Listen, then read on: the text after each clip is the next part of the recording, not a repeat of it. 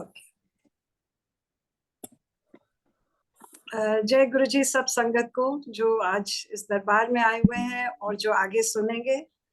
आज हमारा एपिसोड 18 है और जर्नी हमारी चल रही है और आज मैं 2 चैप्टर्स लूंगी। चैप्टर 41 विजिट टू मैसूर और जो चैप्टर 42 है ये है my last days with my गुरु। जो इस चैप्टर में उनके गुरु युक्तेश्वर गिरी महासमाधि लेते हैं और ये देखिए ये चैप्टर आज आया।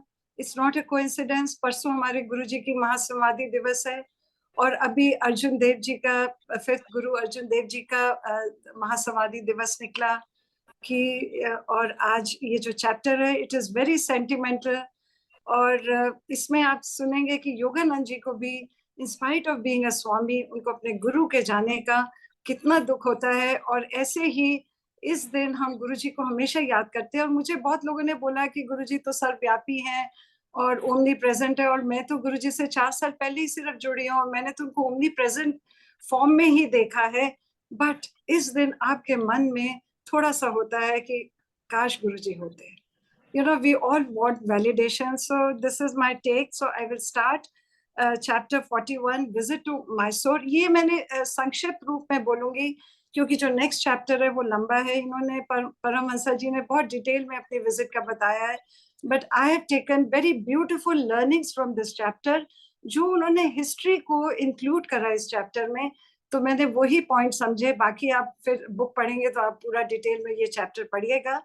तो परमहंस जी कहते हैं कि हम नवंबर 1935 में मैं और उनके जो सेक्रेटरी थे उनको मैसूर के महाराजा के हम लोग गेस्ट थे। हम वहाँ गए, मैसूर गए नवंबर में। वेदर बहुत अच्छा था। तो कहते हैं वहाँ हम चामुंडी मंदिर गए जो हिल के ऊपर है and she is the deity of Mysore. तो हमने दर्शन किए। तो मिस्टर राइट जो थे he was the first foreigner to have entered that मंदिर।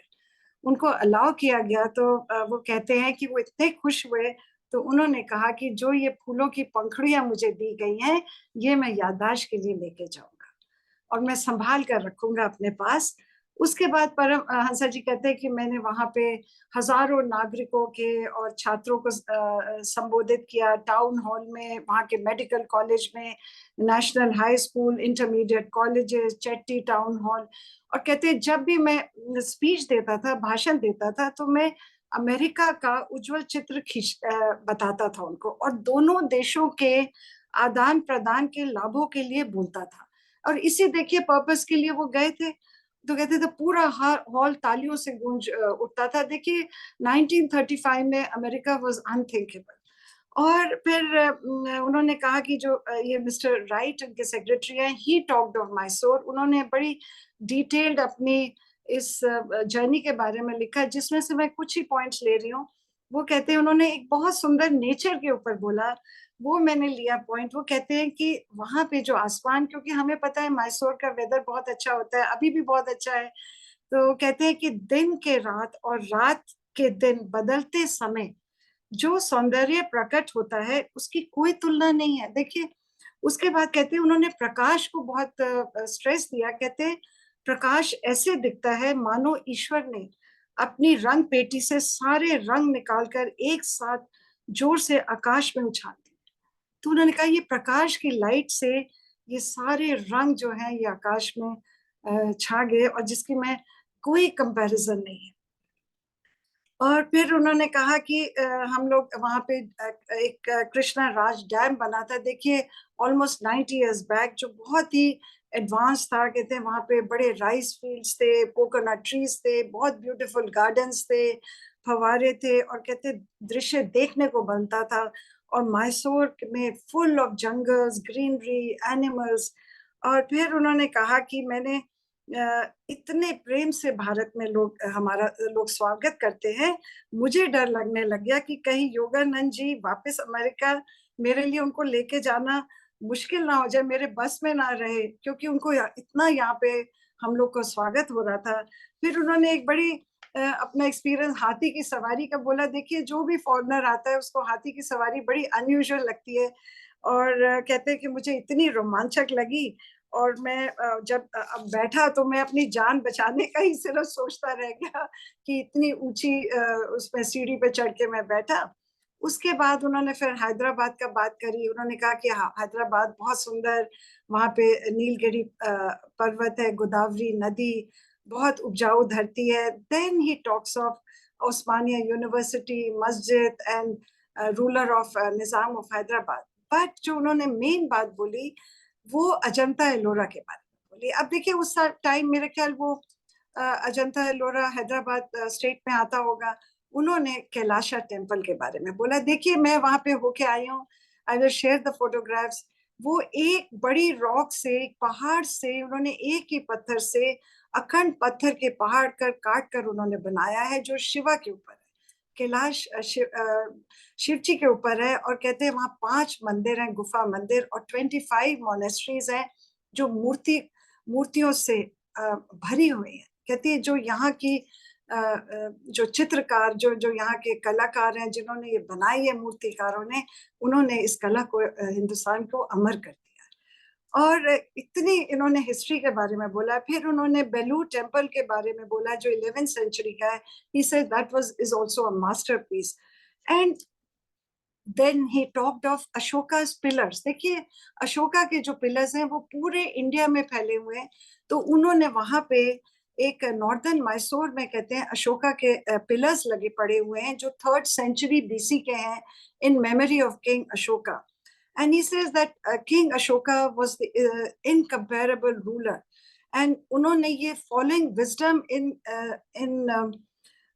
ये जो पिलर्स हैं इनके ऊपर लिख के गए हैं। देखिए जो आज ये 2500 साल 2300 साल हो गए हैं, अभी तक they are there and people read them. और वो क्या क्या वो विजडम उन्होंने उन पिलर्स में लिखा है वो मैं शेयर करना चाहती हूँ। तो कहते हैं उन्होंने कहा कि हमें तलवार से नहीं जीतना है और डिस्ट्रक्शन और वायलेंस नहीं करनी, हमें धर्म से जीतना है लोगों को। इसके अलावा और कोई विजय सच्ची नहीं होती है। जो हम तलवार से विजय करते हैं और वो विजय नहीं है, हमें धर्म से विजय करनी है, प्रेम से विजय करनी है लोगों से। और फिर उन्होंने कहा, अशोका ने कहा, अपनी प्रजा की नैतिक उन्नति में ही राजा का गौरव है। ये नहीं कि हम मार के काट के और हम अपने उसमें लाएं। वो कहते हैं कि अपनी प्रजा की उन्नति करिए। उसके बाद उन्होंने कहा, अशोका ने, सच्चा दान किसी वस्तु का नहीं होता, सिर्फ कल्याण का दान होता है। और अपनी प्रजा को किसी समय भी आने के लिए निमंत्रित करते हैं। ऐसा कर्तव्य करने से वे समाज के ऋण से मुक्त होने का प्रयास कर रहे हैं। So he says his darbar was open 24/7 for anybody to come and tell their अपनी problems बताने के लिए। उसके बाद उन्होंने बोला कि Ashoka was the grandson of Chandragupta Maurya, जो अलेक्जेंडर सिकंदर से Sikandar the great, Alexander the great से मिला था। और उसके बाद उन्होंने उनको हरा कर वो दक्षिण भारत में चले गए थे और बाद में वो जैन मॉन्क बन गए। 12 वर्ष उन्होंने आत्मज्ञान के लिए साधना और बैराग का रूप लिया चंद्रगुप्त मौर्य ने। और जहाँ पे उनका बहुत बड़ा मंदिर है जिसको श्रवण बेलगोला की गुफा में उन्होंने व्यतीत किया, वहां पे बहुत बड़ा 9th सेंचुरी का टेम्पल है। उसके बाद उन्होंने बहुत अच्छी अलेक्जेंडर द ग्रेट के बारे में बातें बोली, वो मैं बताती हूँ। उन्होंने कहा कि भारत पर सिकंदर का आक्रमण और उसके बाद आए यूनानी इतिहासकारों ने छोटी छोटी घटनाएं लिखी है। देखिए Sikandar was defeated by Chandragupta Maurya, और सिकंदर ने पूरा जहां उसको धरती का पता लगता था वो वहां अटैक करता था और वहां जीतता था। और वो हिंदुस्तान में भी आया और पंजाब, अफगानिस्तान से। तो चंद्रगुप्त मौर्य के आगे वो हारा। तो उन्होंने कहा कि बताया कि सिकंदर ने योगियों और संतों में गहरी रुचि दिखाई। वे उनके संग के उत्सुक रहते थे। He wanted to spend some time with these yogis and swamis and sadhus. तो कहते हैं तक्षशिला के एक महान सन्यासी जिनका नाम डंडा मिस है। देखिए डंडा मिस मीन्स जो डंडा उठाते हैं। और यहाँ भी आता है कि हमारे महाअवतार बाबा जी भी डंडा उठाते हैं। तो मुझे नहीं पता कि ये डंडा मिस भी हो सकता है कि महाअवतार बाबा जी हो। एंड ही सेज कि वो उनको सिकंदर ने बुलाया जो एक जंगल में रहते थे और पत्तों के ऊपर लेटे रहते थे पानी के पास।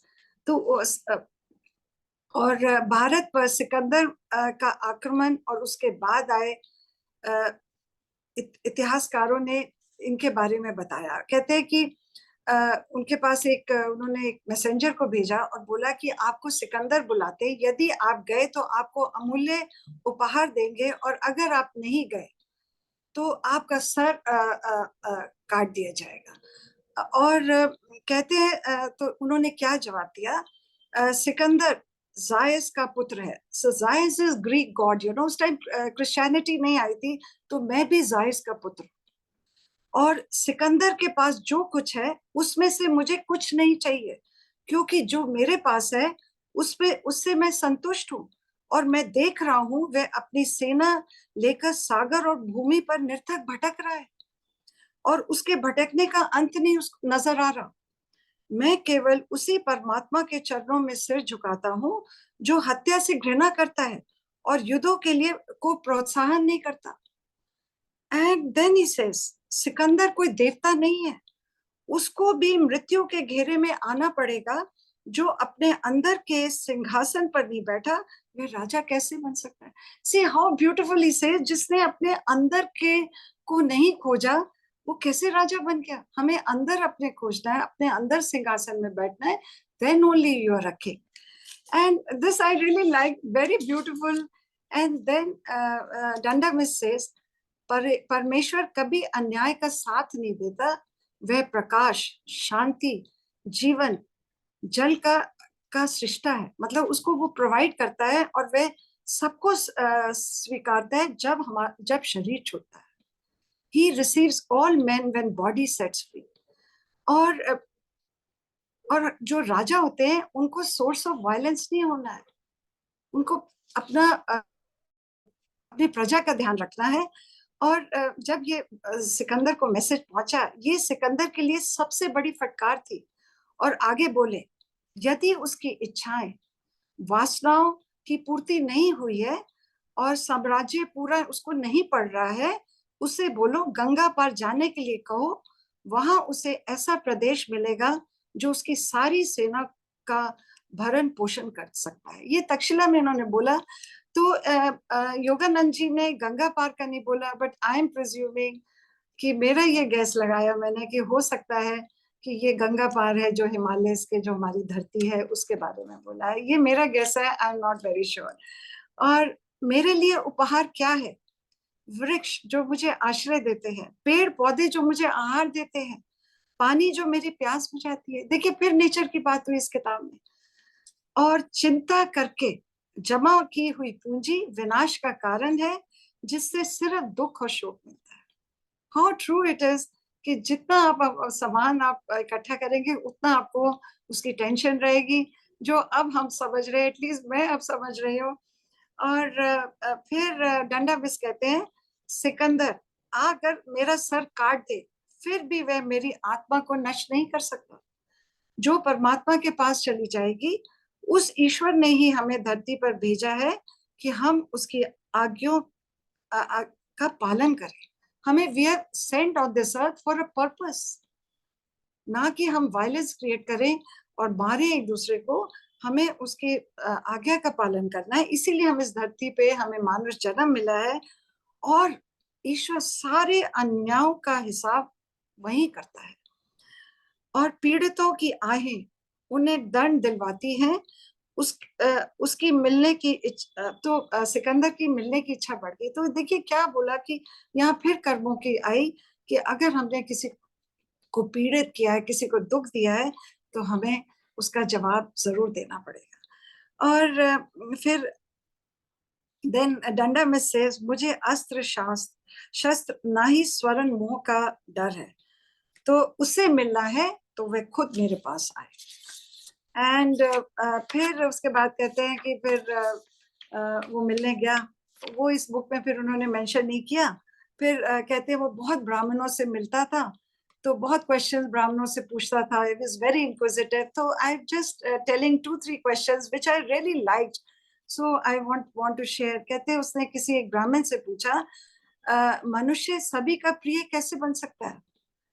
तो वो ब्राह्मण कहता है, वो पंडित एक कहते हैं, वह तभी प्रिय बन सकता है जब शांति, संपन्न होते हुए भी दूसरों के मन में, कहते हैं कि वो जब वो शक्तिशाली होते हुए भी, कोई बहुत शक्तिशाली हो, तब भी वह दूसरों के मन में भय ना जगाए और सिर्फ प्यार जगाए।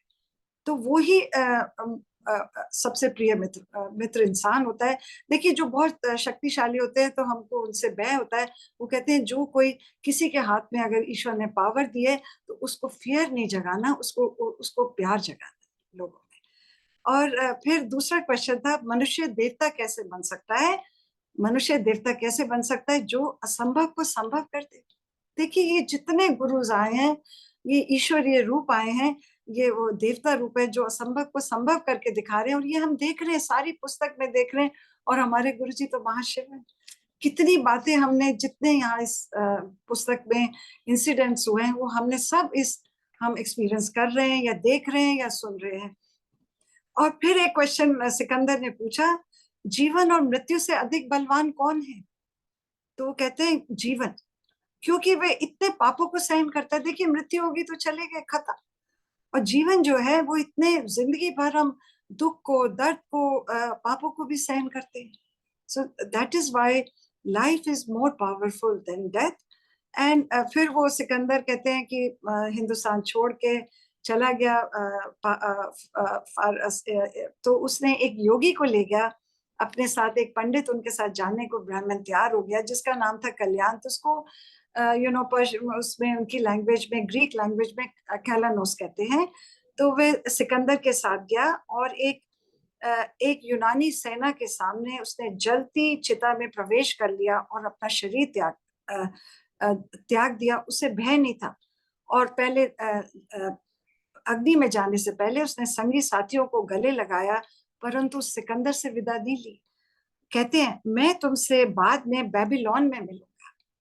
और इसके बाद देखिए, सिकंदर 1 महीने के बाद बेबीलोन में उसका जीवन समाप्त हो गया। He died in Babylon. तो इसका क्या मतलब था कि वे जीवन और मृत्यु में भी सिकंदर के साथ रहेंगे। एक बार वो उनके साथ गए तो उन्होंने कहा कि हिज सोल, हिज आत्मा विल बी विद हिम। और फिर उन्होंने हिंदुस्तान में न्याय के बारे में बोला कि बीसी में कितना न्याय होता था, कोई जात पात का नहीं होता था, कोई ब्याज पे पैसा नहीं देता था। How things change later on. फिर कोई किसी का दास नहीं होता था। फिर वो परमहंस जी ने कहा कि मैं सीवी रमन से मिला, जो 1930 के नोबेल लॉरिएट है। उसके बाद उन्होंने एक ब्राह्मण के बारे में बात करी है जिसका नाम सदाशिव है, और उनका 18th सेंचुरी के सेंट है, जिनका नेरूर में मंदिर है बहुत बड़ा। कहते हैं वो कुछ वचन बोल के गए थे जो आज तक फॉलो होते हैं। और उनके इतने चमत्कार हुए थे कि वो एक बार उन्होंने बताया कि वो बच्चों को लेके कहीं 150 मील दूर मेला दिखाने ले गए, इंस्टेंटली ले गए। तो किसी ने कहा कि हम इनको टेस्ट करते हैं, तो उस उन लोगों को ले गए, तो वो वापस उनको पैदल आना पड़ा। तो इतनी उनके अंदर पावर्स थी। तो उनका वहां पे मंदिर है, उनकी मूर्ति है। उसके बाद उन्होंने रमन महर्षि से मिले, तो कहते वो भी बहुत बड़े गुरु हुए हैं। और उन्होंने भी इनको क्या बोला कि अपने अपने को खोजो, अपने अंदर खोजो कि हम मैं कौन हूँ। और ये देखिए, क्रिया योगा में भी हमने बोला था, इस बुक ने बोला कि आप पूछिए कि हम कौन है, मैं कौन हूँ, आप नैतिक सदाचार में। और ये जो मैंने अजंता एलोरा की बात करी थी, ये औरंगाबाद में, जो महाराष्ट्र में, उस टाइम हो सकता है वो हैदराबाद में आता हो, but now it's in Maharashtra district. And now I come to chapter 42. It is the topic is last few days with Gurudev. गुरुदेव के साथ आखिरी कुछ दिन बिताए हुए। संजय जी, ये बहुत इमोशनल चैप्टर है, थोड़ा लंबा है, but very beautiful with lot of teachings and messages. तो परमहंस जी कहते हैं कि मैं श्री रामपुर गया गुरुदेव को मिलने के लिए। तो मैं हाथ में फल और एक फलों का टोकरा, उसमें गुलाब के फूल ले गया जिसमें बड़ी सुगंध आ रही थी। और मैं क्या देखता हूँ कि गुरुदेव अकेले बैठे हुए हैं, और मुझे उनको अकेले देख के इतनी खुशी हुई कि अब मैं उनसे 1-to-1 बात कर सकूंगा। बिकॉज परमहंस जी को बुलाया गया था उनके गुरुदेव ने कि मैं शरीर छोड़ूंगा। उनको ये पता था कि sooner he would be living his body, दो is he was not accepting it, but he knew कि जो इनके, इसीलिए हिंदुस्तान में उनको बुलाया गया था। तो कहते हैं गुरुदेव ये संगत जी बहुत प्यारी बात है। कहते हैं वो मुझे दीन भाव की तरह मेरी तरफ देखते हैं और ऐसा लगता है कि जैसे वो मुझे अवॉइड कर रहे हैं, इधर उधर कमरे को देखने लग जाते हैं, क्योंकि गुरुदेव को भी पता होता है, उनको जानना है, उनको परमहंसा से इतना प्यार होता है। तो कहते हैं वो इधर उधर देख रहे हैं। तो योगानंद जी कहते हैं, गुरुदेव मैं आपके पास आया था जब मैं बहुत छोटा था, हाई स्कूल में पढ़ता था, और आपने मुझे सिर्फ एक बार अपने मुख से बोला था, मैं तुमसे प्रेम करता हूँ, और आपने हमेशा मुझे मन से खूब प्यार किया। पर अब मैं प्रौढ़ हो गया, बूढ़ा 42 साल का हो रहा हूँ, और एक दो बाल भी सफेद हो गए हैं। मैं उनकी तरफ याचना भरी दृष्टि से देख रहा था कि आपने मुझे दोबारा नहीं बोला कि मैं तुम्हें प्यार करता हूँ। देखिए, हम सबको आउटवर्ड एक्सप्रेशन ऑफ लव चाहिए होता है अपने गुरु से, चाहे हम कितना भी कह लें कि गुरु हमें हमें अंदर प्यार करते हैं, हमें दिखाते हैं, पर हमको एक किसी से भी हम प्यार करें तो हमें उसका आउटवर्ड एक्सप्रेशन चाहिए होता है। ये परमहंसा जी बोलते हैं, कहते हैं कि सिर्फ आपने एक बार बोला, मुझे पता है कि आप अंदर से मुझे इतना प्यार करते हैं। और आपने पीछे चैप्टर्स में देखा होगा कि गुरुदेव कितने स्ट्रिक्ट थे उनके साथ। वो कहते थे, मैं हथौड़े बजाते थे उनके ऊपर कि उनको आगे लाइफ में कैसे चलना है, कैसे आके जाके अमेरिका में जाके लोगों को जोड़ना है। He trained him, he never showed his emotions. तो गुरुदेव ने क्या करा, अपनी आंखों को नीचे झुका लिया और बोले, हृदय हृदय की गहराइयों में प्रेम क्या शब्दों से बयान करना जरूरी है? कहते मेरे अंदर तुम्हारे लिए इतना प्यार है, क्या मैं शब्दों से बोल सकता हूँ? एंड परमहंस सेज, गुरुदेव मैं जानता हूँ आप मुझे बहुत प्यार करते हैं, फिर भी मेरे कान आपके शब्दों को सुनने के लिए तरस रहे हैं। So again so much love, देखिए, between Guru and Yogananda ji. And कहते हैं, जैसे तुम्हारी इच्छा। अब वो क्या बोलते हैं, देखिए सुनने वाली बात है। वो कहते हैं, मेरे विवाहित जीवन में मेरी इच्छा थी कि मेरा एक बेटा हो, ताकि मैं उसे योग मार्ग की दीक्षा दे सकूं, परंतु जब तुम मेरे जीवन में आए तो मैं संतुष्ट हो गया कि मुझे बेटा मिल गया है। और उनकी आंखों में दो आंसू झलक आए। कहते हैं आंखों, दोनों आंखों में क्लियर आंसू आ गए। और योगानंद, मुझे सदा ही तुमसे प्यार रहा है और सदा ही रहेगा। How beautiful it is. देखिए, आपके भी आंखों में पानी आ जाएगा जब एक गुरु अपने शिष्य को कह रहा है।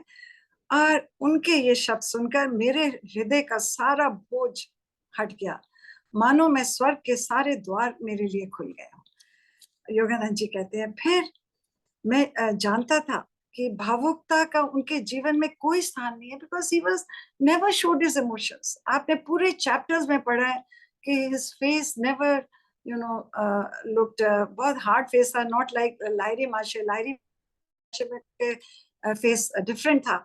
और पर मैं उनकी खामोशी का अर्थ समझने की कोशिश ही करता रहता था। मैं जानता था कि वो मुझे बहुत प्यार करते हैं। कभी कभी मुझे लगता था कि मैं उन्हें संतुष्ट नहीं कर पाया। उनका स्वभाव गंभीर, स्थिर था, और बाहरी जगत के मूल्यों को उन्होंने बहुत पीछे छोड़ दिया था।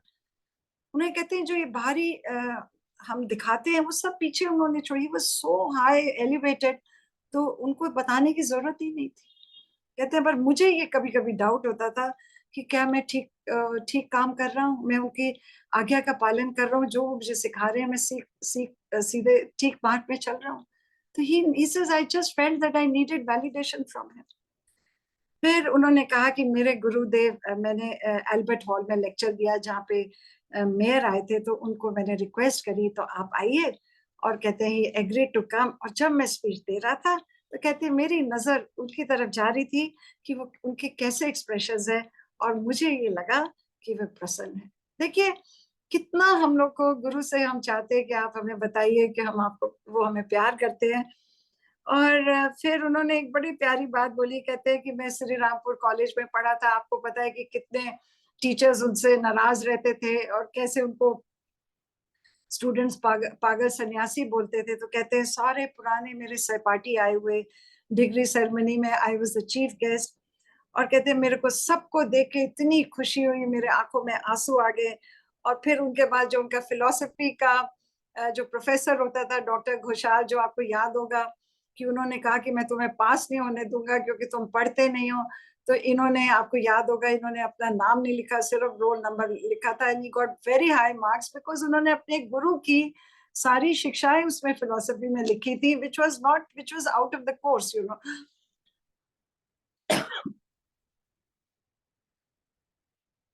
कहते डॉक्टर घोषाल आए हुए थे, उन्होंने मुझे गले लगाया और हमारी सारी गलत फहमियां दूर हो गई, और वो बहुत प्यार से उन्होंने मेरा अभिनंदन किया। और फिर उन्होंने कहा कि हमारे गुरु के आश्रम में श्री रामपुर में दिसंबर में जो दक्षिण ज्ञान का फेस्टिवल होता था, वो मैंने पहले भी चैप्टर्स में बताया था। वो कहते वो फिर हुआ दिसंबर में, और मुझे वो पुरानी यादें याद आ गई कि हम लोगों ने, कहते सारे लोगों ने मिलके बहुत शिष्य आए, कीर्तन किया, मधुर गान गाया, सबने महाप्रसाद बनाया, गुरुदेव के प्रेरणा भरे प्रवचन सुने, और पुरानी यादें याद आ गई। परंतु आज कुछ नया होने वाला था। कहते हैं युक्तेश्वर गिरी कहते हैं, योगानंद आज तुम अंग्रेजी में प्रवचन करो। तो परमहंस ये कहते हैं कि मुझे अपना पहला इंग्लिश का लेक्चर शिप का याद आ गया, जहां मुझे गुरुदेव की आवाज आई थी कि तुम बोल सकते हो। और इन्होंने, आपको याद होगा सेकंड लास्ट चैप्टर में उन्होंने फ्लुएंट इंग्लिश में, क्लियर इंग्लिश में स्पीच दी थी। तो कहते मैंने इंग्लिश में बोला, और उनकी ये ब्लेसिंग्स मुझे अमेरिका में 15 सालों से काम कर रही है। और देखिए, जो गुरु ब्लेसिंग देता है, that is for life time, even beyond life they are, you know there. फिर जब सब चले गए तो गुरुदेव ने मुझे अपने कमरे में बुलाया, जहां एक बार, आपको याद होगा, मुझे सोने का अवसर मिला था अपने गुरुदेव के साथ। तो मुझसे पूछते हैं, क्या तुम कलकत्ता जा रहे हो, पर तुम कल जरूर आना। और फिर दूसरे दिन, कहते मैं सुबह गया, कुछ वचनों के साथ मुझे सन्यास की ऊंची से उच्चतर पदवी परमहंसा प्रदान करी। तभी उनको परमहंसा योगानंदा जी कहा जाता है, जो स्वामी में सबसे हाईएस्ट पदवी है। अब ये पदवी स्वामी योगानंदा की जगह परमहंसा योगानंदा कहलाई जाएगी। और कहते हैं मेरे मन में एकदम हंसी आ रही थी कि अब अमेरिकन मेरा नाम कैसे पुकारेंगे, उनको योगानंद बोलने में मुश्किल होती है, अब उनको दो वर्ड्स यूज करने पड़ेंगे उनको, तो उनकी तो कठिनाई डबल हो जाएगी। बड़े, कहते मैं मन में हंस रहा था। See he was not affected by it, because ये इतने गुरु सब हमारे पहुंचे हुए थे। और अब फिर युक्तेश्वर गिरी जी कहते हैं, इनको जब ये पदवी देके, इस संसार में अब मेरा कार्य पूरा हो गया है, अब तुम्हें इससे आगे चलाना है। इनको बोला, उनकी आंखें शांत और सौम्य थी, मेरा हृदय भय से धड़कने लग गया। When he told him, it means that the inevitable was coming. क्योंकि उन्होंने कहा कि अब जो तुम मेरे उत्तराधिकारी बनोगे, तुमने मेरे कार्य को पूरा करना है। पुरी के आश्रम का काम संभालने के लिए किसी को भेज दो, मैं सब कुछ तुम्हारे हाथों सौंप रहा हूं, तुम अपनी और संगठन की नींव को किनारे सफलता से पहुंचाओगे। ये इन्होंने इनको परमहंस योगानंदा जी को कहा। फिर मेरी आंखों में आंसू आ गए और मैंने उनके चरणों का आलिंगन किया, और उन्होंने मुझे बड़े प्रेम से आशीर्वाद दिया। देखिए, इसमें बार बार मैंने नोट किया है कि चरणों का आलिंगन किया बहुत बार आता है। इसका ये मतलब है कि पैर छूना ही नहीं, उनके पैरों को पूरी तरीके से अपने हाथों में ले लेना। और कहते हैं उन्होंने मुझे बड़े प्यार से आशीर्वाद दिया। फिर इन्होंने अपने एक साधक को, जिनका नाम स्वामी शिवानंद था, रांची से पुरी भेजा, पुरी को आश्रम को चलाने के लिए, उन्हीं के होते हुए। उसके बाद उन्होंने अपने लैंड के बारे में बोला। ये हमने देखिए पहले चैप्टर्स में भी सुना था कि उन्होंने कभी किसी से डोनेशन नहीं ली, जो उनकी प्रॉपर्टीज थी, जो उनका लैंड था, वो उसी से जो मनी जनरेट होती थी उसी से वो बनाते थे। तो उन्होंने ये कहा कि मुझे अपने ही टॉक्ड ऑफ लीगल मैटर्स, उन्होंने कहा मुझे अपने ये चिंता है कि कई रिश्तेदार मेरी संपत्ति पर हक न जमा दे। And he wanted his 2 ashrams and other wealth to go for charity, अच्छे काम में लगाई जाए, ना कि मेरे रिश्तेदार इसको हड़प ले। तो इन्होंने उसके अपनी प्रॉपर्टी के बारे में पूरा इनको बताया, सारे लीगैलिटी बताई। तो उसके बाद एक गुरु भाई ने बताया, संगत जी ये बड़ी इंपॉर्टेंट बात है कि एक गुरु, एक ईश्वर रूपी गुरु को भी जब शरीर छोड़ना होता है तो कैसा फील होता है। कहते हैं एक गुरु भाई ने बताया कि जो गुरुदेव थे उन्होंने कहीं एक जाने का सोचा था, खीदरपुर जो पार्ट ऑफ कैलकाटा है, पर वो जा नहीं पाए। तो इस गुरु भाई ने उनसे पूछा कि आप गए नहीं? तो कहते हैं मैं अब कभी खिदरपुर नहीं जा पाऊंगा। और इतने भयभीत बालक की तरह बोले, कहते कांप उठे जब उन्होंने ये वाक्य बोला। तो इसका मतलब उनको पता था कि he was leaving his body, और उन्होंने भयभीत होके एक छोटे बालक की तरह बोला। So this was a very you know, लगा कि हम लोग सब मौत से डरते हैं, डेथ से डरते हैं, तो गुरु को भी, ईश्वर को भी भयभीत हुए वो। ये एक बड़ा इंपॉर्टेंट मैसेज है। इसके बाद another important message in this chapter was कि लिखा है कि पतंजलि से बड़े बड़े संत को भी देह छोड़ने पर लगता है क्षण भर के लिए, अटैचमेंट टू द बॉडी। और मृत्यु पर गुरुदेव अपने प्रवचनों पर बोलते थे, कहते ये युक्तेश्वर गिरी बोला करते थे कि ज्यादा देर पिंजरे में रहने वाला पक्षी जब पिंजरा खुलता है वे भी उड़ने के लिए थोड़ा हिचकिचाता है। उसको फ्रीडम मिल रही है फिर भी वो हिचकिचाता है, क्योंकि इसको डर है कि वो पाएगा क्या, उसके आगे होएगी, जीवन क्या होगा। यहाँ वो सुरक्षित बैठा हुआ है। तो फिर परमहंस जी कहते हैं मैंने याचना करी, गुरुदेव ऐसा ना बोलिए। तो उन्होंने एक स्माइल दी। कहते हैं मेरा एक उनका 81st बर्थडे आ रहा था और वे बिल्कुल स्वस्थ और मजबूत दिखाई दे रहे थे, कहीं कोई उनके लक्षण नहीं थे किसी बीमारी के। He was hale and hearty and is going to be 81 years old. तो फिर इन्होंने कहा कि मैंने गुरुदेव को पंचांग दिखा के बोला कि ये कुंभ का मेला होने वाला है जनवरी में, और ये दिसंबर की बात है कि जनवरी में तिथि बताई कि मैं प्रयाग जाना चाहता हूँ, और बहुत मेरी इच्छा है कि मैं यहाँ आया हूँ, क्योंकि हमको पता है 12 साल के बाद आता है, तो वो जाना चाहते थे। तो गुरुदेव क्या कहते हैं, क्या तुम सचमुच जाना चाहते हो? से वो ये वो चाहते नहीं थे कि जाए वो, पर उन्होंने उनको क्लियरली नहीं बोला। ये हमने पहले भी देखिए चैप्टर्स में सुना है कि गुरु ने उनको रोका नहीं, सिर्फ बोला। तो कहते मैंने रियलाइज नहीं किया कि वे नहीं चाहते थे कि मैं जाऊं। मैंने बोला, योगानंद जी कहते हैं कि मैंने बोला बाबा जी ने आपको वहां दर्शन दिए थे, ये आपने पीछे चैप्टर्स में पढ़ा कि सुना था कि इनको महाअवतार बाबा जी ने कुंभ मेले में दर्शन दिए थे बड़े सुंदर। तो शायद मुझे भी वो दर्शन देते, मेरे को भी ये दुर्लभ सौभाग्य प्राप्त हुए। तो युक्तेश्वर गिरी कहते हैं मुझे नहीं लगता कि तुम्हें दर्शन होंगे, और चुप हो गए। He didn't tell him again कि तुम मत जाओ, मेरी योजनाओं में बाधा नहीं डालना चाहते थे। एक बार उन्होंने बोला कि तुम्हें जाना जरूरी है, तो कह रहे मैंने समझा ही नहीं। अब इसके पीछे भी रीजन है कि उन्होंने क्यों नहीं समझा। तो फिर उसके बाद कहते हैं मैं जाने से पहले उनकी ब्लेसिंग्स लेने गया, तो उन्होंने अपने स्वाभाविक ढंग से आशीर्वाद दिया। कोई इन्होंने शो नहीं करा कि तुम मत जाओ या कुछ कहा, कहते जैसे नेचुरली मुझे देते थे वैसे दिया। पर उनके संकेतों को मैं समझ नहीं पा रहा था, क्योंकि ईश्वर मेरे गुरु की महासमाधि की असहाय स्थिति से बचाना चाहते थे। मेरे जीवन में हमेशा ऐसे हुआ। ये देखिए परमहंस जी कहते हैं जो मेरी लाइफ में जितने लोग गए, मेरी मदर की डेथ हुई, मेरे भाई आनंद की डेथ हुई, देखिए वो तब जापान चले गए। उसके बाद बहन की डेथ हुई जिसका भी चैप्टर था। फिर फादर की 1942 में 89 की उम्र में हुई, तो वो यहाँ नहीं थे। और बहुत कहते हैं मेरे कुछ डिसाइपल्स की डेथ हुई और मैंने किसी की भी नहीं देखी, और ऐसे ही मैंने मास्टर की नहीं देखी। शायद मैं क्योंकि मैं ले नहीं पाता, तो वो मुझे इस असहाय स्थिति से बचाना चाहते थे। ईश्वर मुझे बचाना चाहता था, जो मेरे ये दिमाग में डाल दिया कि मैं कुंभ मेले के लिए जाऊं। और उसके बाद वो कहते हैं कि मैं 23 जनवरी 1936 को हम लोग गाड़ी लेके, मैं और मिस्टर राइट कुंभ मेला में गए। कहते हैं वहां पे लाखों लोग, 20 लाख लोगों का समूह सागर की तरह उमड़ा हुआ था। कहते हैं लोग, राजा महाराजा, साधु, योगी, और जो माउंटेन्स के गुफाओं में से आते हैं, और एक आदान प्रदान होता है सब साधुओं का, योगीज का सुनते हैं। कहते हैं इस दृश्य को देखकर भारत की धड़कन और आध्यात्मिक उमंग को देखने का बड़ा अवसर है।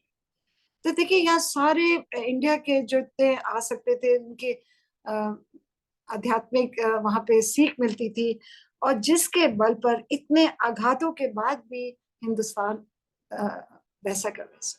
देखिए, because of these rishis, munis, yogis, we have survived these generations of, नहीं तो हमारे पर कितने आघात हुए। उसके बाद कहते हैं फिर हम अगले दिन बड़े आश्रम्स में गए। मैं गिरी शाखा में गया, जहाँ युक्तेश्वर गिरी जो उनके वहां था, क्योंकि सब साधुओं ने अपने कैंप्स बनाए हुए थे, जो जहां जहां का आया हुआ था। और कहते मैंने उनका आशीर्वाद लिया, जो गिरी सेट के हेड आए हुए थे। उसके बाद उन्होंने फिर कुंभ मेला का बताया। कहते मैं एक आश्रम में गया जहाँ पे साधु 9 वर्ष से मौन व्रत और सिर्फ फल ही खाता है। और एक आश्रम गया तो कहते वहां पे एक साधु बैठा हुआ जो अंधा था। उसने उसको इतना शास्त्रों का ज्ञान था, और वे यू नो अपने मन से वो वेदांत पूरे का प्रवचन किया कर रहे थे। और उसके कहते मैं एक आश्रम में गया, वहां क्या देखता हूँ कि एक स्वामी है, उनका नाम है कृष्णानंद। उनके पास एक शेरनी बैठी हुई है, टेम्ड शेरनी। देखिए वो कुंभ के मेले में शेरनी को लेके आए हुए हैं, और उसके आध्यात्मिक प्रभाव से वे मांस नहीं खाती और दूध भात पर जीती है।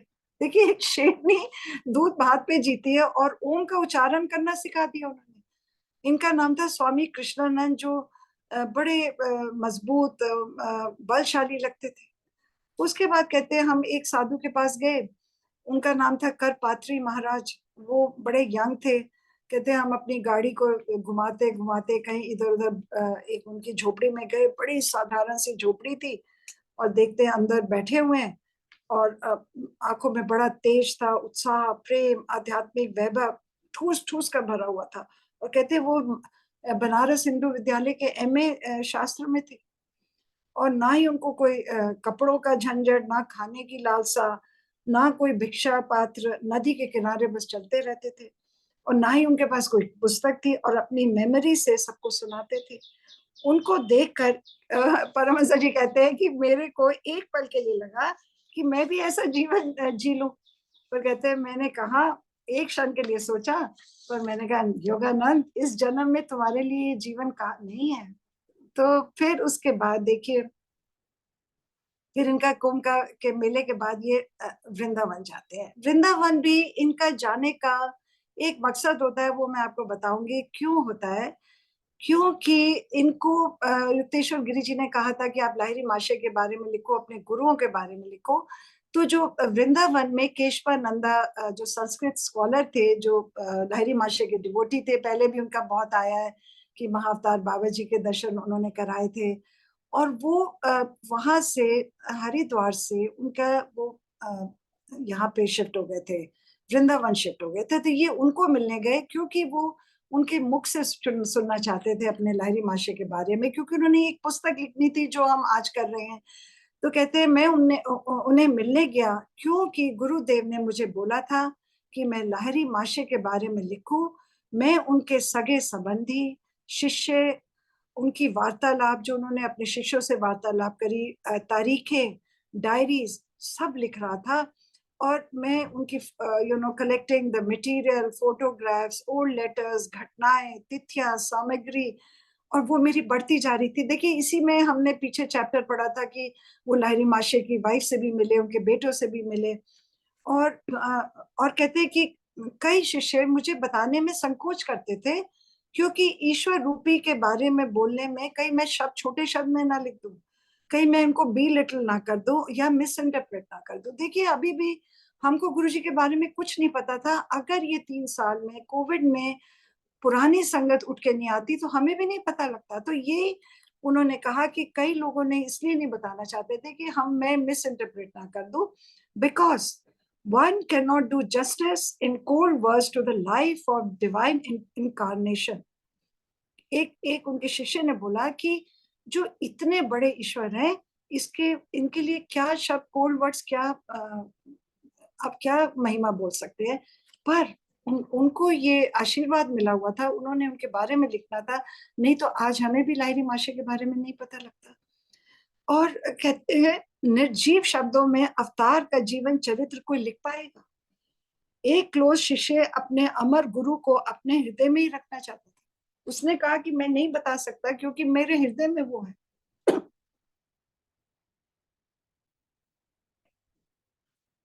तो इन्होंने कहा कि मैंने कोई एफर्ट स्पेयर नहीं करी और इतना मैंने मटेरियल इकट्ठा किया फॉर हिज आउटवर्ड लाइफ। देखिए उन्होंने भी ये बोला फॉर हिज आउटवर्ड लाइफ।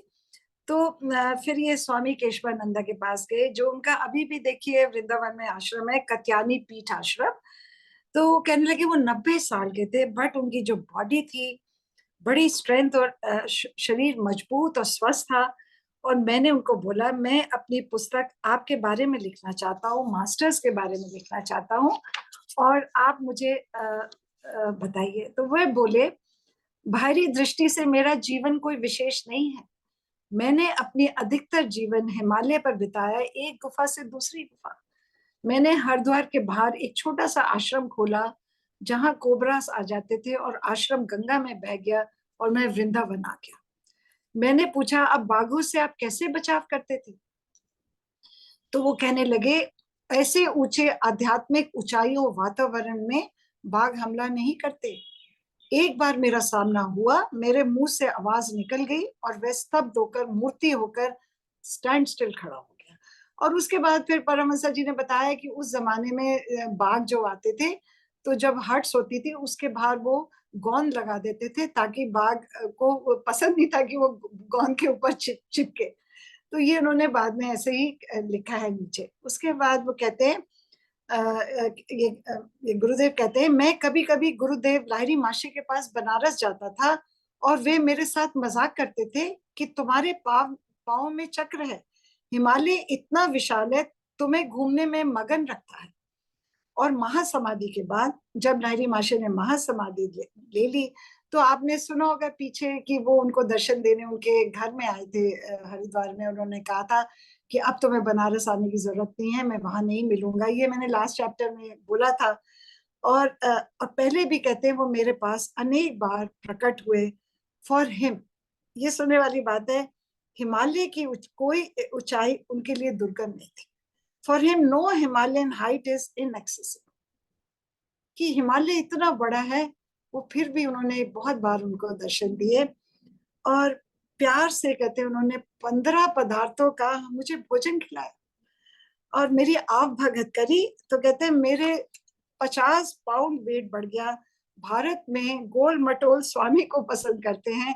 कहते मैं जहां जाता था मुझे इतना खिलाया जाता था कि मैंने वो जो अमेरिका जाके अपना सारा वेट को रिड्यूस करा। अब संगत जी इस चैप्टर का ये बड़ा इंपॉर्टेंट पॉइंट है। ये जो स्वामी केशवानंदा कहते मुझे एकांत में ले गए और बोले तुम्हारा यहाँ आना निश्चित था, मेरे पास तुम्हारे लिए संदेश है। बोले पिछले वर्ष मैं उत्तरी हिमालय बद्री नारायण के पास रास्ता भटक गया और एक मुझे बड़ी गुफा दिखाई दी और जो खाली थी, और मैं गया तो क्या देखता हूँ कि अंदर आग जल रही है और मैं बैठ गया और कोई नहीं था और मुझे आवाज आई कि केशवानंद मैं प्रसन्न हूं कि तुम आए हो, आ गए हो। क्या देखता हूँ कि महाअवतार बाबा जी प्रकट हो गए। अनेक वर्षों के बाद दर्शन हुए, मेरे आनंद की कोई सीमा नहीं रही। देखिए ये लास्ट मैंने एक चैप्टर में बोला था कि इनको इनकी बहन और वो नीचे गुफा से निकलती है और ये केशवानंदा को दर्शन हुए थे महाअवतार बाबा जी, लाहिरी माशे और महाअवतार बाबा जी की बहन के। तो कहते हैं मैं इतना आनंद से मेरी कोई सीमा नहीं रही और मैं इनके चरणों पर साष्टांग लौट गया।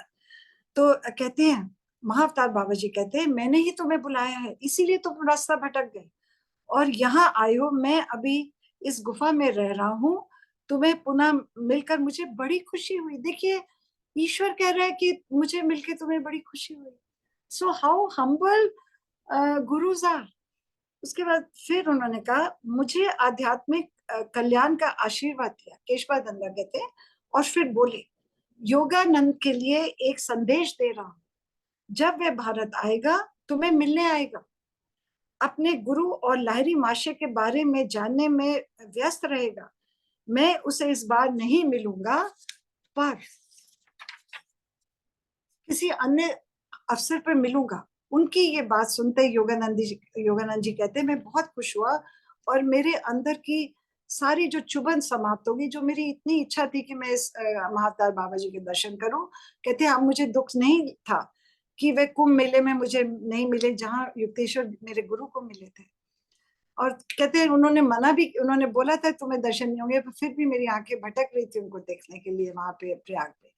फिर उन्होंने देखिए कहाँ पहुंच जाते हैं, कहते हैं वृंदावन यमुना तट कृष्ण जी की बाल लीलाओं की स्मृति से भरा पड़ा है। यहाँ अवसर लेकर भोली भाली मधुरता के साथ गोपियों के साथ लीलाएं खेली हैं, और जिसको वेस्टर्न टीकाकारों ने भगवान कृष्ण के जीवन को समझने में भारी भूल की है। तो उन्होंने एक उदाहरण दिया है रविदास का। देखिए भक्त रविदास के लिए बोला है कि भक्त रविदास की एक कविता है, उसके क्या है, विशाल नील गगन के हेठे रहे देवता चाम लपेटे। क्योंकि रविदास जी चमार थे, मैं आगे उनके ऊपर अपना एक्सपीरियंस बताऊंगी। तो वो कहते हैं कि जो विदेशी टीकाकार थे वो क्या बोलते हैं, इसका क्या मीनिंग बोलते हैं कि उन्होंने बाद में कुटिया बनाई और एक मूर्ति चमड़े से बनाई और उसकी पूजा करी। और ये हमको देखिए उन्होंने लिखा है कि कबीर जी के वो साथी थे, मीरा उनकी भक्त थी। और उन्होंने एक इंसिडेंट बताया है इसमें, जिसका मेरा बहुत बड़ा सत्संग है, वो मैं एंड में बताऊंगी। उन्होंने कहा बताया इसमें कि जो गरीब नवाज गोसैया मेरा माथे छतर धरे, ये जो शब्द है ये कब लिखा गया। देखिए चित्तौड़ में राज भोज हुआ था, तो सारे ब्राह्मण्स को मीरा ने बुलाया था। और मीरा रविदास की बहुत बड़ी भक्त थी। मीरा की आस रविदास, उन्होंने बहुत भजन उनके ऊपर लिखे हुए हैं। तो कहते हैं कि ब्राह्मणों ने बोला कि हम भोज नहीं करेंगे, तो रविदास जी को अलग बिठाया गया।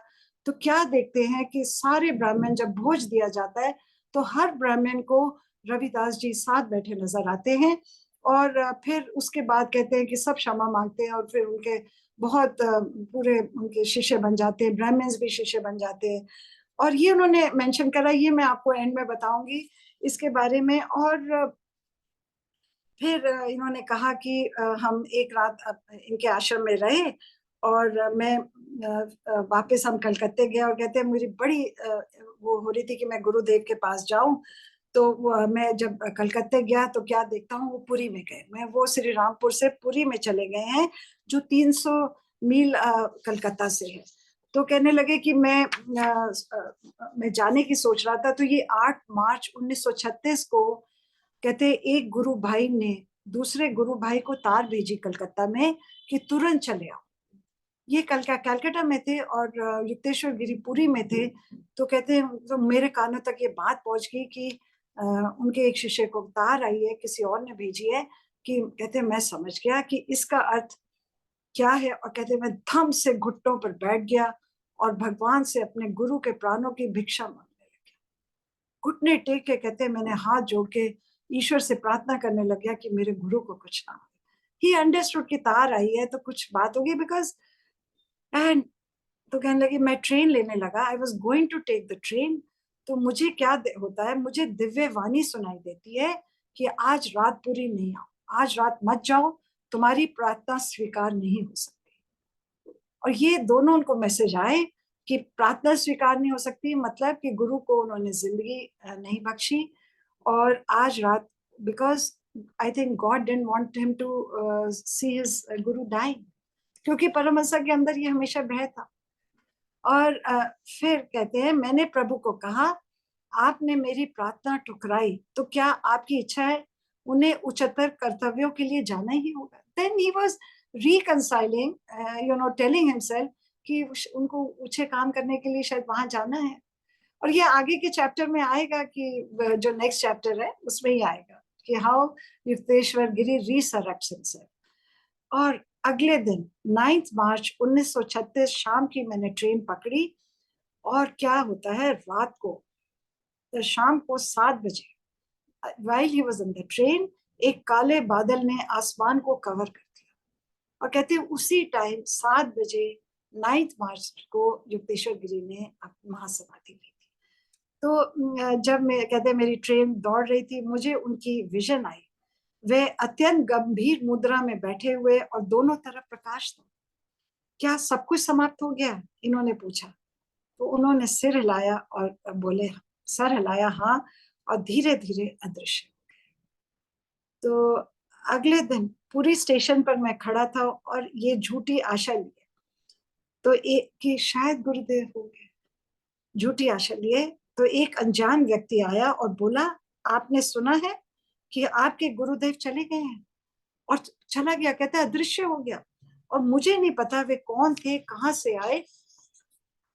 तो उसके बाद फिर कहते हैं मैं सन रह गया और दीवार का सारा वहीं स्टेशन पे लेके समझ गया कि मेरे गुरुदेव नाना उपायों द्वारा was trying to convey this devastating news।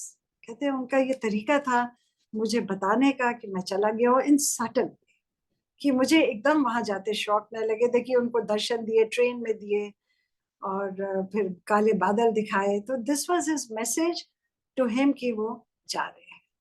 और फिर कहते हैं मेरे अंदर मानो ज्वालामुखी बन गया हो। आश्रम पहुंचने तक my soul was like a volcano, और मैं आई वाज नियरिंग कोलैप्सिंग। कहते हैं मैं नीचे रो के नीचे गिर रहा था। मुझे आवाज आई, अपने आप को संभालो योगानंद, शांत हो जाओ, धीरज रखो। देखिए गुरुओं के साथ भी ये होता है। तो हमको कोई कहे कि आप नहीं फील करिए तो फिर मैंने आश्रम में उस कमरे में प्रवेश किया तो क्या देखते हैं, देखिए संजय जी, उनका शरीर पद्मासन में जीवित लग रहा था, अभी भी स्वस्थ और सुंदर। शरीर छोड़ने से पहले कुछ दिन पहले उनको थोड़ा सा बुखार हुआ था और एक दिन पहले बिल्कुल ठीक थे। मुझे विश्वास नहीं हो रहा था। त्वचा बिल्कुल मुलायम, चेहरे पर शांति, और अंतिम बुलावे पर महासमाधि ले ली। और वो पद्मासन की पोजीशन में बैठे हुए थे, संचेत होते हुए भी। कहते मैं सब देख लिया, फिर भी मैं चीख उठा, बंगाल का सिंह चला गया, लाइन ऑफ बंगाल गॉन।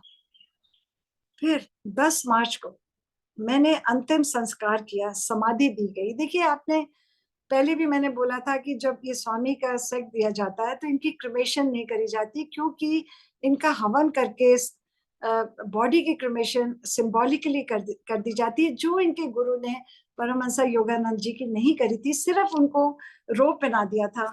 और कहते हैं कि मैंने उनकी अंत्येष्टि, अंतिम संस्कार मैंने वहाँ पुरी के आश्रम में किया। और क्योंकि जो क्रिमेशन के रिचुअल्स होते हैं वो सब पहले ही कर दिए जाते हैं, और दूर दूर से लोग शोक सभा में आए। कलकत्ता के प्रमुख समाचार आनंद बाजार पत्रिका ने फोटो के साथ उनका विवरण लिखा। अब देखिए जो उन्होंने विवरण बोला है वो बहुत ही प्यारा इस जो न्यूज़पेपर में आया।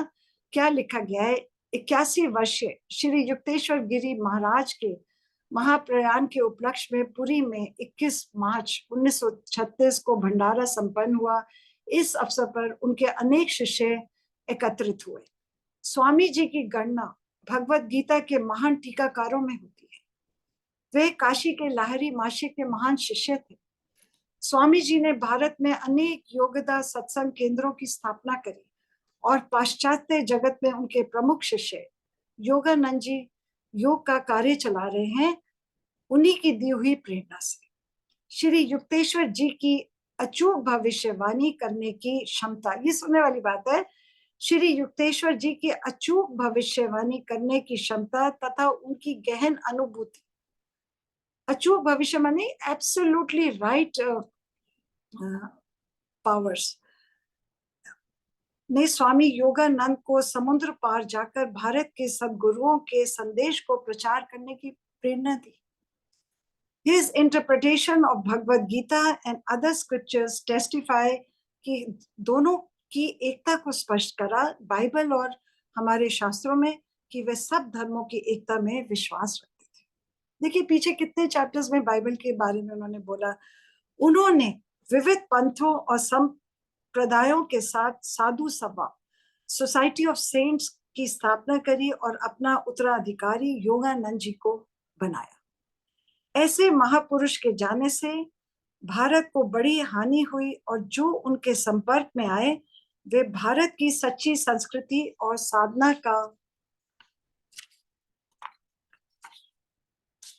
का विकास करें, जो उन्होंने हमें ये धरोहर दी है। कहते हैं वो आगे अपने, हमें उनका नाम को चलाना है, उनकी शिक्षाओं को चलाना है, और यही हमें अपनी गुरु जी की शिक्षाओं को चलाना है। May all the fortunate ones who have come near him should inculcate in them the true spirit of India's culture. और देखिए हमको भी वही फॉर्चुनेट वन बनना है, अपने गुरु का नाम को आगे बढ़ाना है। जो आगे की जनरेशन्स आएंगी उनको हमने अपने गुरु की महिमा के बारे में बताना है। और फिर ये कहने लगे मैं कलकत्ता वापस आ गया, बहुत भारी दिल से अपने मेमोरीज, पवित्र मेमोरीज को यादें जोड़ के अपने आया, पर मेरे अंदर हिम्मत नहीं थी कि मैं वापस पूरी जाऊं। और उनके बाल शिष्य प्रफुल्ल को मैंने कलकत्ते बुलाया और उसको रांची के स्कूल में भर्ती करवाया, आगे यहाँ का काम चलाने के लिए, ट्रेन करने के लिए। तो उसने, जो उनका बाल शिष्य प्रफुल्ल था, जो उनके साथ रहता था, उन्होंने कहते हैं इतनी इम्पोर्टेंट बात बताई। कहते हैं उन्होंने कहा जिस दिन आप कुंभ मेला गए तो गुरुदेव धप से दीवान पर बैठ गए और कहने लगे योगानंद चला गया, योगानंद चला गया। और फिर कुछ गूढ़ ढंग से कहा मुझे उसे किसी प्रकार से बताना पड़ेगा, और घंटों मौन रहे। इमेजिन, उनको पता था ये जा रहे हैं, बट और इतना उनके अंदर दुख था कि वो योगानंद को, कि उनके पास नहीं थे। और 2 बार उन्होंने बोला योगानंद चला गया, चला गया, और धप से बैठ गए। उसके बाद मेरे दिन, कहते हैं, व्याख्यान कक्षाओं, नए पुराने मित्रों से मिलने में और खोखली हंसी में निकल गए, व्यस्त रहे। और पर जो मेरे अंदर जो शोकाकुल विचार, जो मेरे अंदर की बहती नदी को मैली कर रहे थे, कहते जो मेरे इतने वर्षों से, जो मेरी गुरु की अनुभूति से जो मेरी नदी बह रही थी अंदर, वो मेरी ऐसे ये इन विचारों से मैली हो रही थी। तो he said, then I understood कि फिर मैंने अपने गुरुदेव को मन में बोला, गुरुदेव आप कहाँ चले गए? मैं अंदर की गहराइयों से पूछता था, कोई उत्तर नहीं आया, कोई उत्तर नहीं आता था। उन्होंने बिल्कुल नहीं बताया। मैंने अपने मन को सांत्वना दी कि अच्छा हुआ, परमात्मा के साथ आपका संपूर्ण मिलन हो गया। अब वे अपने तेज से अक्षय धाम में सदा के लिए चमक रहे हैं और सबकी, और अब सबको ब्लेस करेंगे। यही देखिए, अब हमको भी यही सोचता है गुरु जी गए, अब हम सबको ब्लेस कर रहे हैं। पहले कुछ लोग को ब्लेस कर रहे थे, अब तुम श्री रामपुर कभी गुरुदेव को देख नहीं पाओगे। किसको मिलने जाओगे जहां भारत के महाअवतार रहते थे? उसके बाद कहने लगे कि फिर मिस्टर राइट ने he made arrangements to sail back from Bombay to America early June में। तो कहते हैं मैंने मिड मई में फेयरवेल, बहुत फेयरवेल्स मिली, स्पीचेस दी, और हम अपनी गाड़ी को लेके हम लोग बॉम्बे गए। तो वहाँ कहते हैं हम बॉम्बे गए तो शिप वालों ने हमारी गाड़ी के लिए कोई जगह नहीं था, तो उन्होंने कहा कि आप थोड़े दिन अपना ट्रिप को पोस्टपोन कर दीजिए। तो फिर इन्होंने कहा कि, मैंने बोला कोई बात नहीं, मैं एक बार फिर पूरी जाना चाहता हूँ। कहते मेरे मन में आया और मन ही मन में कहने लग गया, और मेरे आंसुओं को फिर मेरे आंसू आ गए कि मैं अपने गुरु की समाधि का अभिषेक करने का शायद मुझे मौका मिल गया। और ये यहाँ पे देखिए चैप्टर एंड होता है। उसके बाद ये अब अगला जो चैप्टर संगत जी आएगा, उसमें रिसरेक्शन ऑफ युक्तेश्वर गिरी आएंगे कि इनको बॉम्बे में युक्तेश्वर गिरी जी साक्षात दर्शन देते हैं अब शरीर में अपने, और वो बहुत बड़ा चैप्टर है, we will take next time. और ये चैप्टर यहाँ खत्म होता है। अब देखिए मेरा इसके ऊपर जो सत्संग है वो मैं आपको बताती हूँ। अब 31 में आ रहा है, समाधि दिवस आ रहा है, और हम, मुझे भी, हम सबको पता है कि गुरु जी ओमनी प्रेजेंट है, और मेरे को तो ओमनी प्रेजेंट ही वो दर्शन दिए हैं, मैंने तो उनको real as in human body नहीं देखा।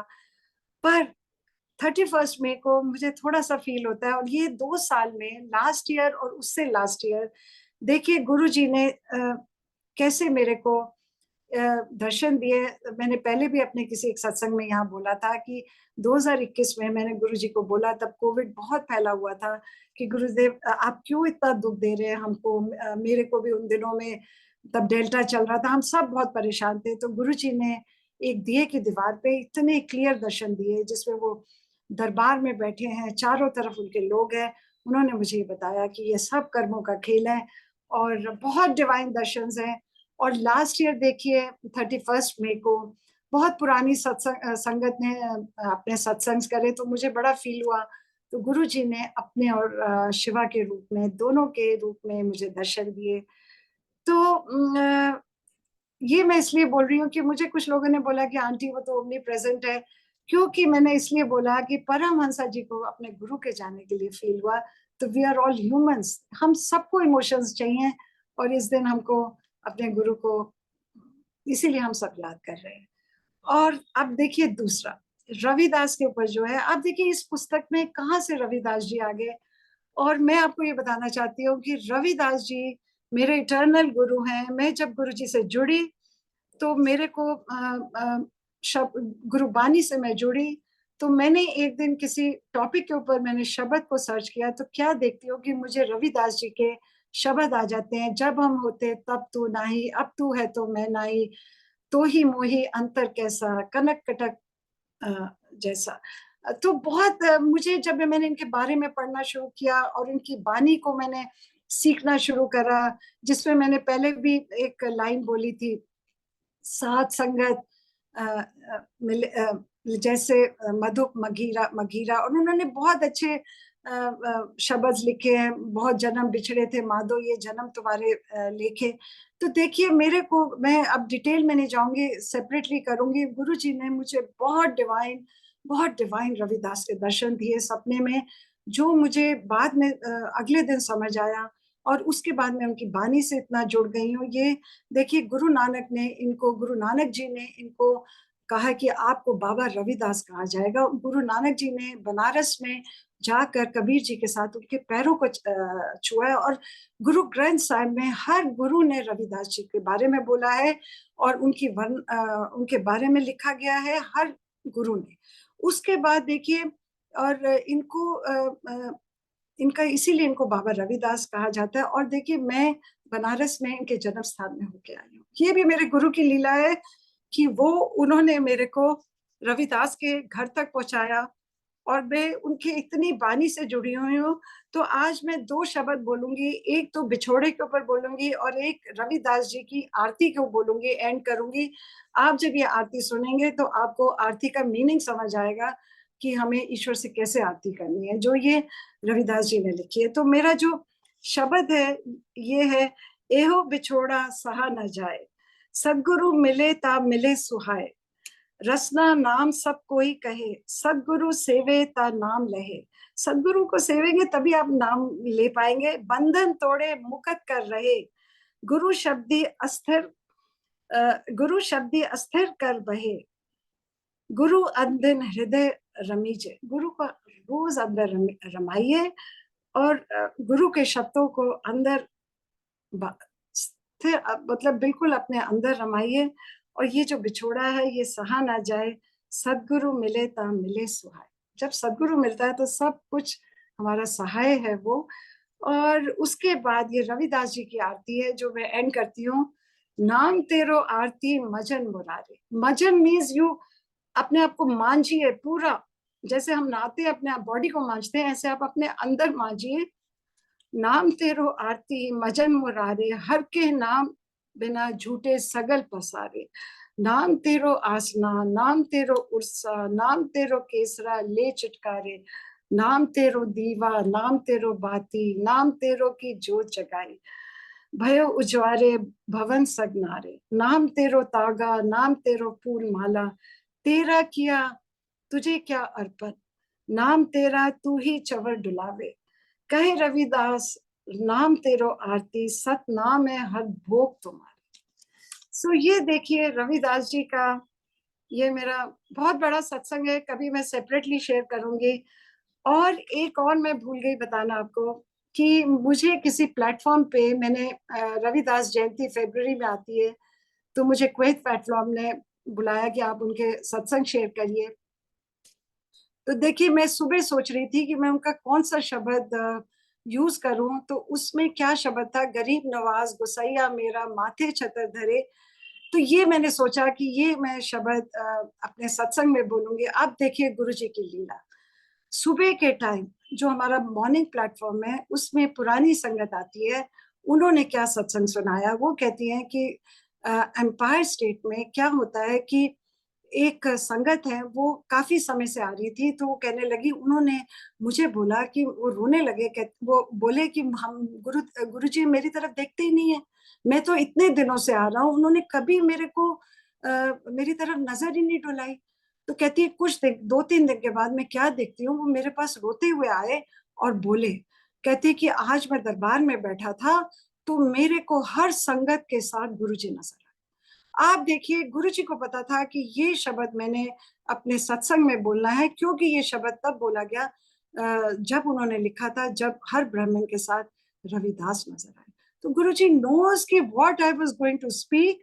और देखिए शायद इसीलिए इस किताब में रविदास का नाम आया है, नहीं तो कहीं कोई कनेक्शन नहीं था जो उन्होंने परमहंस ने उनका नाम लिया है। I think it is meant for me because he is my eternal गुरु। कोई मेरी प्लेलिस्ट रविदास के शब्द के बिना नहीं खत्म होती है। तो संगत जी ये मेरा सत्संग है, और भी गुरुजी ने बहुत सेंट से मुझे जुड़ाया, जो फिर कभी समय होगा तो I will do it beside this book. So thank you very much. Guruji का लाख लाख शुक्राना, आप सबका थैंक यू। और अगर कोई मेरे से गलती हुई तो गुरुजी आप माफ करिए, इतनी उत्तम सेवा दी है आपने। और अब ये पुस्तक खत्म होने की चरण में है, और आगे बहुत सुंदर चैप्टर है जो नेक्स्ट वाला है, वो हमें बताएगा कि हम लाइफ में कहाँ जाते हैं और हमारे कर्मों की कैसे कैसा लेखा जोखा होता है, जो युक्तेश्वर गिरी उनको आकर बॉम्बे में आके उनके होटल के कमरे में आके बताते हैं। It's a beautiful chapter but long, so we will do that next week. Thank you very much.